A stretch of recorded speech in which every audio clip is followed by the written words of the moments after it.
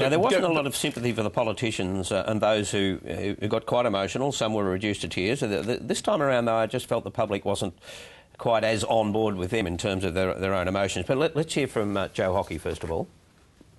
I will never, ever support a people swap where you can send a 13-year-old child unaccompanied to a country without supervision.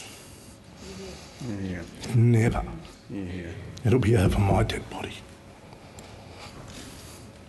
How dare people? Now, a couple of things about that, though. I think it was, as heartfelt as it clearly was, it was misguided. In this sense, we'll hear now from Tony Abbott.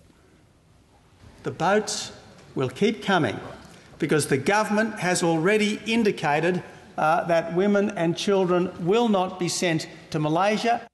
Now, so it kind of contradicted Tony Abbott there and the government's position. Well, look, I think that the truth is somewhere in the middle of those, because the government says, well, look, we would handle this on a case-by-case basis, and I think that there would be, obviously, a greater protection for people who are vulnerable.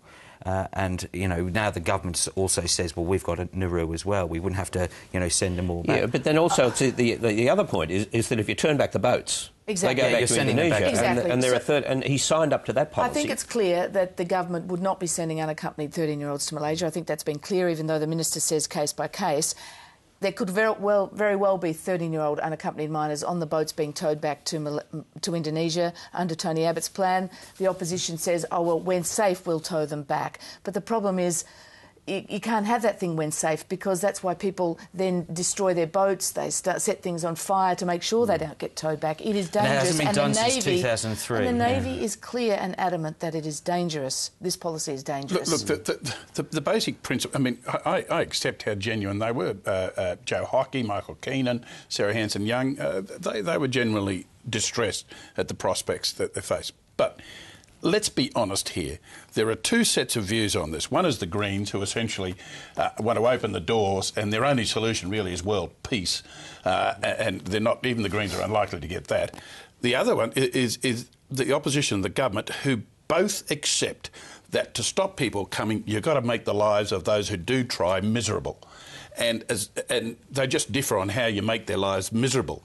And to stand up there and to be terribly emotional about the fate of asylum seekers, whilst accepting that your major strategy is to make lives miserable for them. There are cruel aspects to both on exactly. Well, whichever way you do it. Being cruel to be kind, and they've got to be honest and say, well, look, we want to be, as cool as we can in a civilised fashion. See, this was all very rushed. Remember that John Howard sat in around that table with Meg Lees for quite a few days. It took a long time to work that out.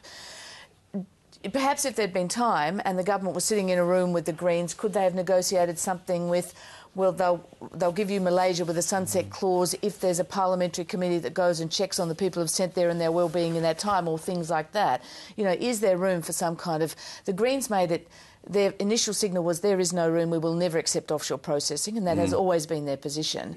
But there just wasn't room for any real compromise or mood for any real...